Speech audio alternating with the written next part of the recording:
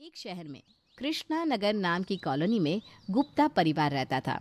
उस परिवार में अमृता अपने पति सनी और सास सीमा के साथ रहा करती थी। अमृता एक बहुत अच्छी बहू थी। वो अपनी सास को कभी शिकायत का मौका नहीं देती थी, पर उसके अंदर एक आदत थी लोगों को बिना मांगे राय देने की। मम्मी जी, मैं सब्जी लेने जा रही हूँ। ठीक है, ध्यान रखना, धनिया और मिर्ची मुफ्त में ही डलवाना, और अगर देने को मना कर दे तो सब्जी ना लेने का बहाना करना, अपने आप दे देगा। अरे आप उसकी चिंता मत कीजिए मम्मी जी, मैं तो हफ्ते भर का धनिया मुफ्त में ले आऊँगी। अच्छा ठीक है, बातें मत बना, अब जाकर जल्दी से वापस भी आना। अमृता घर से निकलकर 2 कदम ही बढ़ती है, तभी वो देखती है कि उसकी 2 पड़ोसनें आपस में बात कर रही हैं। मैंने तो अपने पति से कह दिया कि अलग घर लेकर रहो, मैं तुम्हारी माँ के साथ नहीं रह पाऊंगी। रोज़ रोज़ की किचकिच मुझसे तो नहीं झेली जाती बहन। वैसे तो बहन तुम्हारी मर्जी है, जो तुम चाहो करो, लेकिन तुम्हें नहीं लगता कि तुम्हें थोड़ा सा एडजस्ट करना चाहिए? ऐसे एकदम से अलग कैसे रह सकते हैं? मैं क्यों एडजस्ट करूं? मैं अपने माँ बाप को छोड़कर आई हूँ, तो वो भी अपने माँ बाप से दूर रहे। आखिर कब तक मैं ही सहती रहूँ? सबको एडजस्ट करना चाहिए ना।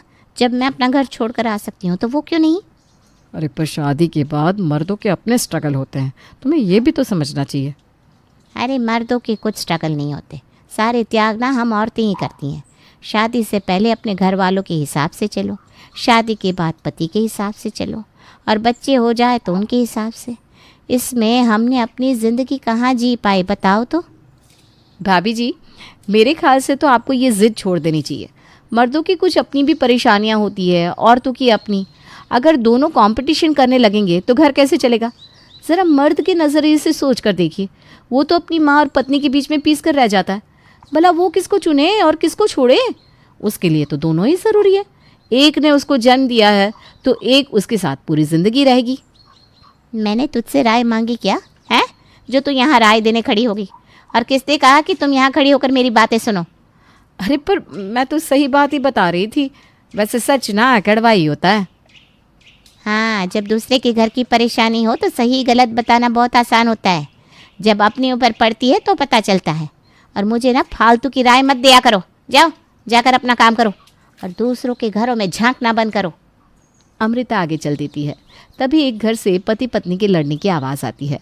उस घर का दरवाज़ा भी खुला था, तो वो वहीं खड़े होकर उनकी बातें सुनने लगती है। तुमसे बच्चों का ध्यान नहीं रखा जाता? आज उसे कुछ हो जाता तो कौन जिम्मेदार होता, बताओ? अच्छा, तो ये मेरी गलती है। मैं किस किस चीज़ का ध्यान रखूं? घर का काम करूं या बच्चों को देखूं? तुमसे कुछ नहीं होता, तुम्हें बस ज्ञान देना आता है। अरे कम से कम घर का दरवाज़ा तो बंद कर सकती हो ताकि बच्चे बाहर ना निकले। ये कहो कि मैं ऑफिस से आ रहा था तो मैंने देख लिया, वरना वो बाइक से टकरा जाता। तो बहुत बड़ा एहसान कर दिया ना आपने। पूरा पूरा दिन बच्चों का ख्याल मैं रखती हूँ, एक ज़रा सी बात पर इतना सुना रहे हो। कभी खुद भी एक दिन घर पे रह कर देखो तो मालूम होगा। नहीं भाभी जी, भाई साहब सही कह रहे हैं। एक ही गलती कभी कभी बहुत भारी पड़ जाती है। आपको ना घर का दरवाज़ा हमेशा बंद रखना चाहिए। अरे बच्चा तो बच्चा है, वो तो निकल ही जाएगा बाहर। आपकी एक गलती बहुत भारी पड़ सकती है। अमृता, तुम यहाँ क्या कर रही हो? और ये हमारे पति पत्नी के बीच की बात है, हम खुद देख लेंगे। अरे नहीं, लेकिन भाई साहब सही कह रहे हैं। तुमसे किसी ने राय मांगी जो फालतू में यहाँ देने चली आई हो? कुछ चाहिए तो बताओ, नहीं तो अपना काम करो जाकर। बिना बुलाए कहीं भी जाने की आदत अच्छी नहीं होती। अरे ऐसे क्यों चिल्ला रही हो तुम? ये कोई तरीका है किसी से बात करने का? तुम्हें तो बुरा लगेगा ही, तुम्हारी साइड जो ले रही है। इसका तो काम ही है ये कि दूसरों के घरों में झांके और लड़ाई लगवाए। अच्छा, आप लोग मेरी वजह से मत लड़ो, जा रही हूँ मैं। आजकल तो भलाई करने का ज़माना ही नहीं है, लोग उल्टा मुझसे ही लड़ने लग जाते हैं। अब अमृता बाजार पहुँचती है और सब्ज़ी लेकर वापस आती है, लेकिन वापस आने से पहले वो गली में देखती है कि 2 भाई आपस में लड़ रहे हैं। वो फ्लैट मेरा होना चाहिए, मैं बड़ा हूँ और जो मैं कहूँगा वही होगा इस घर में। बड़ा होने से क्या होता है? बड़े हो तो क्या सब कुछ आप ही ले लोगे? हिस्सा बराबरी का होगा। आपके कह देने से सब कुछ आपका नहीं हो जाएगा। पहली बात तो ज़बान संभाल कर बात करो मुझसे, छोटा है तू। एक बार और ऊंची आवाज़ में बात की तो अच्छा नहीं होगा, समझा तू? मैं छोटे भाई होने का फ़र्ज़ निभाऊंगा और आप बड़े भाई होने का तो निभाओ। छोटे भाई का हक मत मारो। पिताजी अपनी वसीयत में साफ साफ लिख कर गए हैं कि वो फ्लैट मेरा है, तो आप किस हक से वो मुझसे लेने आए हो? पिताजी जाने से पहले दोनों को उनका हिस्सा दे गए थे, फिर यहाँ लड़ने क्यों आए हो आप? ये सब ना आप लालच में आकर कर रहे हो। अरे जब आपके पिताजी वसीयत लिख कर गए तो फिर झगड़ा किस बात का है? अगर आप उनकी वसीयत नहीं मानेंगे तो उनकी आत्मा को शांति नहीं मिलेगी। जैसा उन्होंने वसीयत में लिखा है वैसा ही करिए, कानून भी यही कहता है। ऐसे भाई भाई होकर लड़ना अच्छी बात थोड़ी ना है। अरे तुम कौन हो जो अपनी नाक फालतू में बीच में अड़ा रही हो? तुमसे किसी ने राय मांगी है क्या जो तुम बोले जा रही हो? और ये मेरे पिता की प्रॉपर्टी है, मैं उनका बड़ा बेटा हूँ, तो सब चीज़ों पे मेरा हक है, वो तो मैं लेकर आऊँगा। और तुम अपनी राय का टोकरा लेकर यहाँ से निकलो, वरना अच्छा नहीं होगा। सही तो कह रही है वो, आपको पिताजी की पड़ी ही नहीं है। ना जीते जी उनकी कोई बात मानी, ना मरने के बाद मान रहे हो। अरे खुद को बड़ा भाई कहते हो, क्या फ़ायदा ऐसे बड़े भाई का जो छोटे भाई का हक खा जाए? ये तो गलत है, आपको अपने छोटे भाई का हक नहीं मानना चाहिए। क्या गलत है? जब आपको कुछ पता नहीं तो बीच में क्यों बोले जा रही हो आप? जाइए अपना काम करिए। अच्छा ठीक है, चलती हूँ मैं, मुझे क्या, मैं तो बस वही कह रही थी जो सही है, बाकी आपकी मर्ज़ी, जो करना है करो। अमृता आखिरकार अपने घर पहुंचती है। वो देखती है कि उसकी सास अपनी बेटी से फ़ोन पर बात कर रही है। हाँ बेटा, तेरी बात तो सही है, पर काम चोरी भी अच्छी बात नहीं है। काम किया कर, वो तेरा ही घर है। तेरी भाभी भी तो यहाँ कितना काम करती है इस घर में। पर मम्मी मुझसे नहीं होता कोई काम वाम, इन्हें काम करवाना है तो नौकर रख लेना। नौकर रख ले? ये क्या बोल रही है तू? अपने घर का काम करना अपनी जिम्मेदारी होती है, कोई नौकर थोड़ी ना अपने घर को अपना समझकर काम करेगा। अरे दीदी, आदमी भी तो अपना काम करते हैं, वो तो नहीं कहते कि मेरा काम कोई और करे। तो हम औरतों को भला ये शिकायत क्यों हो? आदमी अगर बाहर कमाने जाते हैं वो तो हमारी मदद नहीं मांगते, तो हमें भी घर का काम करना चाहिए ना। अगर आप ऐसा सोचकर काम करोगी कि आपसे ही सारा काम करा रहे हैं तो बोझ लगेगा, लेकिन उसी काम को अपना समझकर करोगी ना तो अच्छा लगेगा आपको। अरे मम्मी, ये भाभी क्या बोले जा रही है? इनसे कह दो मैंने इनकी कोई राय नहीं मांगी, मैं आपसे बात कर रही हूँ ना। मेरे और आपके बीच में ये ना ही बोले तो अच्छा होगा। इन्हें तो आदत है हर बात में अपनी नाक घुसाने की। अच्छा ठीक है बेटा, तू शांत होकर थोड़ा सोच, मैं बाद में बात करती हूँ तुझसे। अमृता किचन की तरफ जा रही थी कि सीमा उसे बुलाती है। बहू ज़रा इधर तो आओ। जी मम्मी जी। अभी कुछ देर पहले हमारे कुछ पड़ोस वाले आए थे, उन्होंने कहा कि तुम उनके निजी मामले में अपनी राय दे रही थी। मम्मी जी, मैंने तो वही कहा जो सच था, और जहाँ कुछ गलत होता है मैं चाह कर भी ना चुप नहीं रह पाती हूँ। वो तो ठीक है, लेकिन बहू हर किसी के घर में झांकना अच्छी बात नहीं है, आगे से ध्यान रखना। जी मम्मी जी। अमृता को सब मना करते थे, लेकिन वो अपनी आदत पर कभी भी काबू नहीं कर पाती थी और हर जगह बिना मांगे राय दे दिया करती थी। इसी दौरान उनकी कॉलोनी में एक परिवार रहने आता है। अरे अमृता, तूने सुना? हमारे पड़ोस में एक नया परिवार रहने आया है, सब उनकी बहुत तारीफ़ कर रहे हैं। आ चल मिलकर आते हैं। चलिए मम्मी जी, मैं कुछ ले लेती हूँ, अब पहली बार किसी के घर जा रहे हैं तो खाली हाथ नहीं जाना चाहिए। हाँ बहू, बिल्कुल सही कह रही है। अमृता और सीमा उन लोगों से मिलने पहुंचती है। वो लोग बहुत अच्छे से उनका सत्कार करते हैं। अरे सरला बहन, ये समोसे तो बहुत अच्छे हैं, आपकी बहू ने बनाया है क्या? नहीं नहीं, ये तो हमारे नौकर ने बनाया है, हम अपनी बहू से कोई काम नहीं कराते। अब इतना पैसा होने का क्या फ़ायदा अगर ये काम भी हम बहू से करवाए तो। हमारे लिए हमारी बहू लक्ष्मी का रूप है, और लक्ष्मी कभी काम करती है? अरे वाह, क्या बात है, आज के ज़माने में भी आप ऐसी सोच रखती हैं, बहुत बढ़िया। जी, हमारी बहू हमारी बेटी जैसी है, वो खुश रहेगी तो पूरा परिवार खुश रहता है। हमारे घर में बिना बहू से पूछे कोई काम नहीं होता। ये तो बहुत अच्छी बात है कि आप बहू को बराबरी का सम्मान देते हैं। वैसे आपके परिवार में और कौन कौन है? मेरा बेटा है मनोज, और ये उसकी पत्नी है कामिनी। मेरा एक और छोटा बेटा भी है जो अमेरिका में रहता है, और उसके लिए लड़की ढूंढ रहे हैं। अरे आपका घराना तो मुझे इतना अच्छा मालूम पड़ता है, अगर मेरी बेटी होती तो मैं ही आपके घर शादी करवा देती। ऐसा ससुराल तो किस्मत वालों को ही मिलता है। कोई नहीं, लेकिन अगर कोई अच्छी लड़की हो तो मुझे बताना ज़रूर। हाँ, वैसे आंटी आपका सोचना सही है, क्योंकि मैं भी इस घर की बहू हूँ, और मैं ये कह सकती हूँ कि जो भी अगली बहू आएगी वो बहुत अच्छे से रहेगी, क्योंकि हम सब लोग ना बहुत ही मॉडर्न सोच वाले लोग हैं। हमारे यहाँ बहू को बेटी समझा जाता है। सीमा और अमृता उन लोगों से मिलकर घर वापस आते हैं। पूरी कॉलोनी में उनके चर्चे होते हैं क्योंकि वो सबसे अलग थे। सब लोग उन्हें बहुत पसंद करने लगते हैं। तभी एक दिन पता चलता है कि उन्हें अपने छोटे बेटे के लिए नई बहू मिल गई है। अरे कंचन, मैंने सुना है कि हमारे जो नए पड़ोसी आए हैं, तेरी उनके छोटे बेटे से शादी तय हो गई है। हाँ, तूने बिल्कुल सही सुना है। ऐसा अच्छा परिवार भला मुझे और कहाँ मिल सकता था। वो लोग ना बहुत अच्छे हैं, पूरा मोहल्ला उनकी तारीफ़ करते नहीं थकता।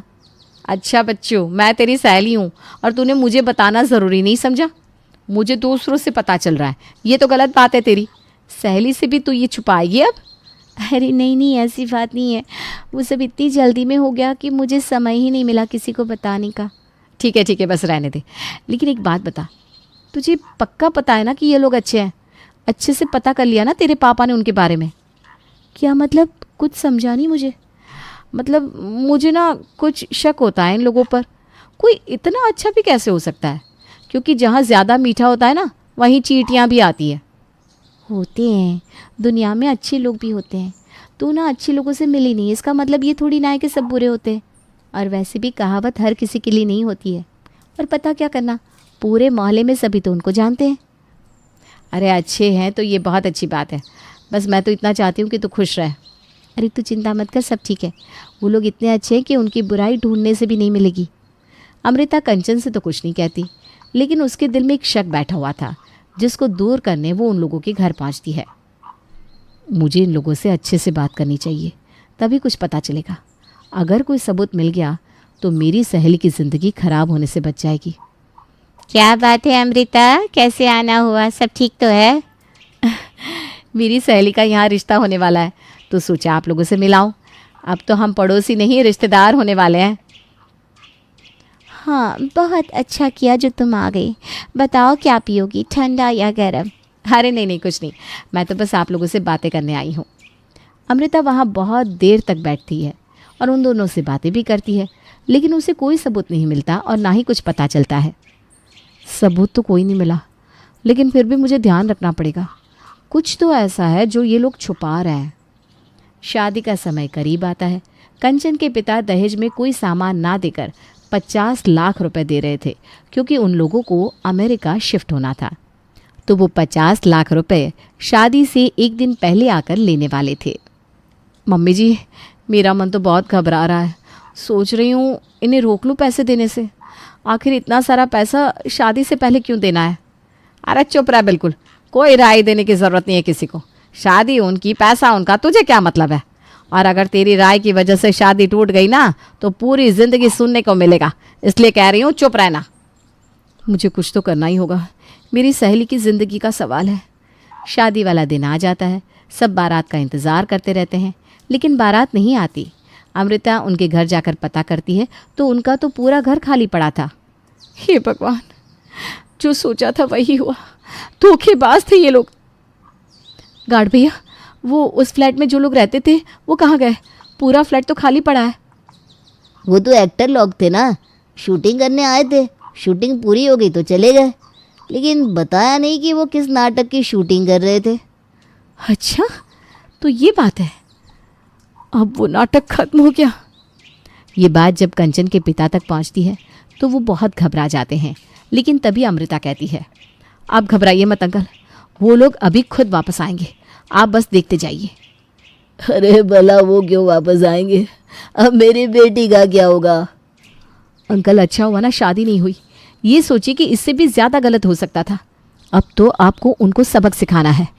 तुम सही कह रही हो बेटी, अब तो आने दो उनको। अमृता के ये कहने की थोड़ी ही देर में वो लोग वापस आ जाते हैं। आप लोग कहाँ थे और आप लोग ये सादे कपड़े में क्यों हैं? यहाँ बारात आपका इंतज़ार कर रही है और आप लोग ऐसे आए हैं। सब ठीक तो है ना? हमारे यहाँ प्रथा होती है, शादी से पहले जो भी दहेज मिलता है उसकी कुल देवता के यहाँ पूजा कराई जाती है, तो वहीं गए थे। पर आपने हमें पूरे पैसे नहीं दिए, सिर्फ ऊपर ही एक नोट की परत लगी है, बाकी नीचे तो कागज़ भरा है। आखिर ये सब क्या ड्रामा है? ऐसे झूठ बोलकर आप अपनी बेटी की शादी हम जैसे अमीर घराने में कराने चले थे। अरे कुछ तो इज्जत रखते हमारी। और ये कंगाल लोग हैं मम्मी जी, हमें नहीं करनी इनके घर शादी। अरे बस करिए, आपकी चोरी पकड़ी गई है।